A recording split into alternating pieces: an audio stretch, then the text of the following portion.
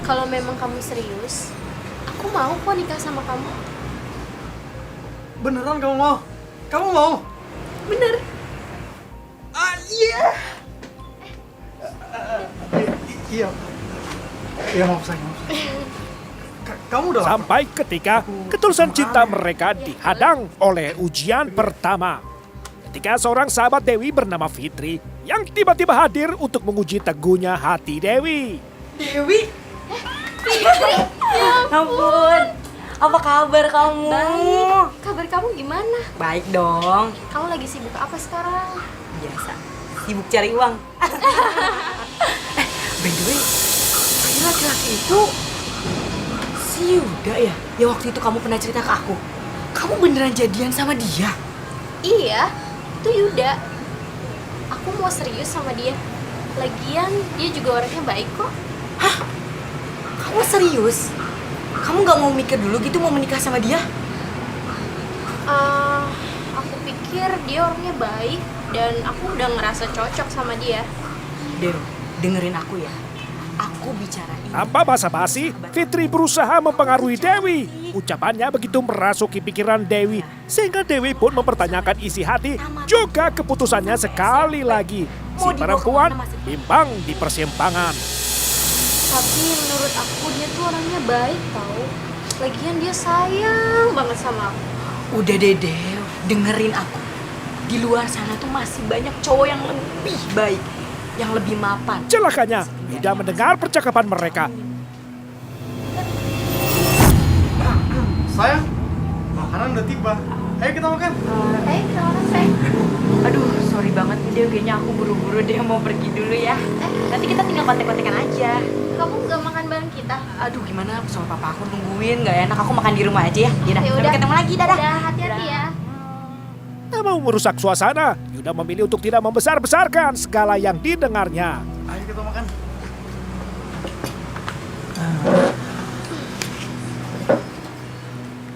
Perbuatan Fitri telah mengubah suasana. Perilaku Dewi yang dingin sesudahnya amat dirasakan Yudi Lesmana. Ayo makan. Alhasil, Fitri mulai terlihat labil gara-gara komentar Fitri yang usil. Di matanya, kini sosok sang pacar Yuda Lesmana tampak kerdil. Rencana menikahi dengan Yuda sontak menjadi hal yang muskil. Sejak itulah Yuda menduga segala ucapan Fitri sudah memberi andil terhadap perubahan perilaku Dewi yang dirasanya mendadak ganjil. Di benak Yuda sudah terpatri Fitri sang biang keladi.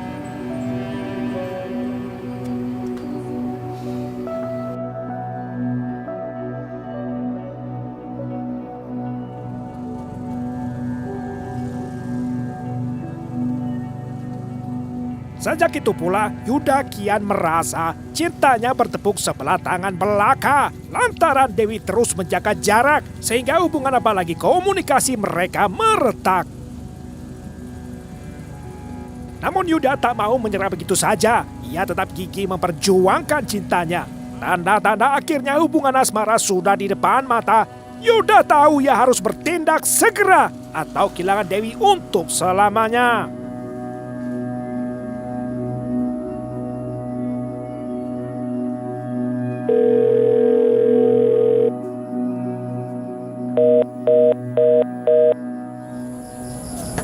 Dewi, di mana sih kamu? Apa salahku? Kenapa kamu tiba-tiba ngilang gitu aja? Pupuslah harapan Yuda, ia pasrah serta-merta. Sebab kelangsungan hubungan mereka bergantung pada keputusan Dewi sepenuhnya.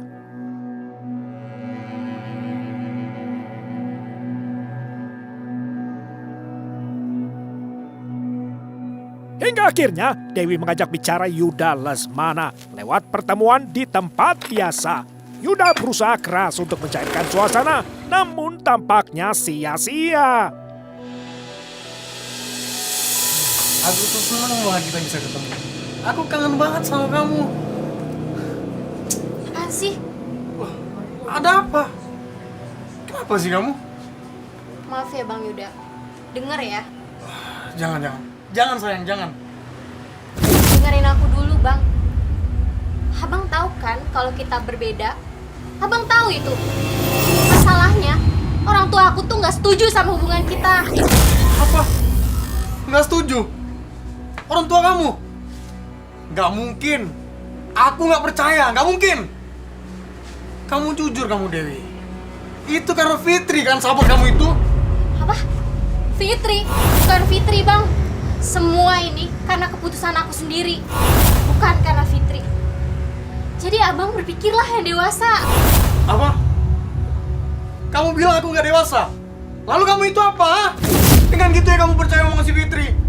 Si Fitri itu tahu apa sih? Hah? Kamu jangan berkata kayak gitu. Nggak punya pendirian kamu. Hah? Masa bodoh lah. Terserah abang mau ngomong apa. Dan karena itu aku bersyukur ya bang, jadi tahu sifat buruk abang. Mulai sekarang kita putus. Dewi! Dewi! Setelah ikatan cinta diputus Dewi, Yuda patah hati. Namun dari hari ke hari, Yuda masih terus terkenang-kenang Dewi. Tetesan air mata di pipi mewakili pedihnya hati. Pedihnya luka berganti murka ketika Yuda kebetulan bertemu Fitri. Sontak amarahnya membumbung tinggi. Berhenti kamu!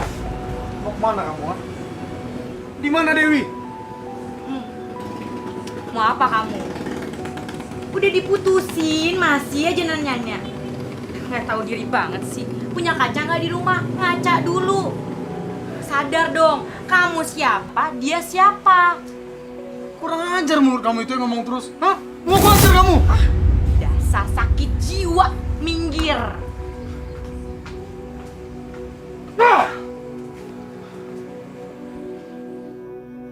Kata-kata Fitri telak mematahkan asa, juga menancapkan dendam berakar di dalam hati Yuda Lesmana yang sudah babak belur karena diputus cinta.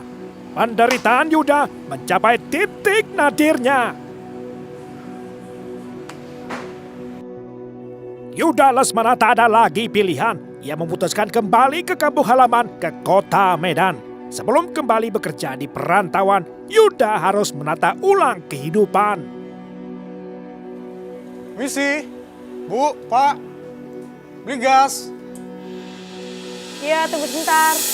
Tak disangka-sangka, tiba-tiba Yuda berhadapan dengan Fitri Suyati alias Fitri Yu, musuh lamanya. Entah itu takdir atau sial saja, Fitri yang dituding sebagai biang keladi bubarnya hubungan antara Yuda dengan Dewi, pacarnya. Mau beli gas ya bang? Mau berapa?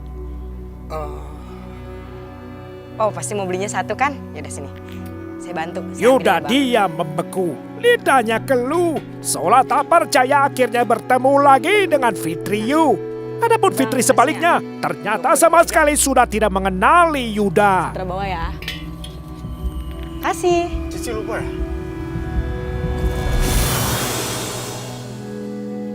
Siapa ya? Cici gak ingat siapa saya. Maaf, saya nggak inget sama abang. Yaudah deh kalau gitu saya masuk duluan ya. Makasih bang. Lantas murka yang terpendam lama meletus bersusulan dalam benak Yuda. Hatinya panas mendidih bila mana mengingat setiap perkataan Fitri kepada Dewi. Akhirnya membuat Dewi berpaling. Yuda gagal mempersunting. Yuda kembali teringat pedihnya patah hati. Menyesali miskinnya diri sehingga harus melepas Dewi pergi.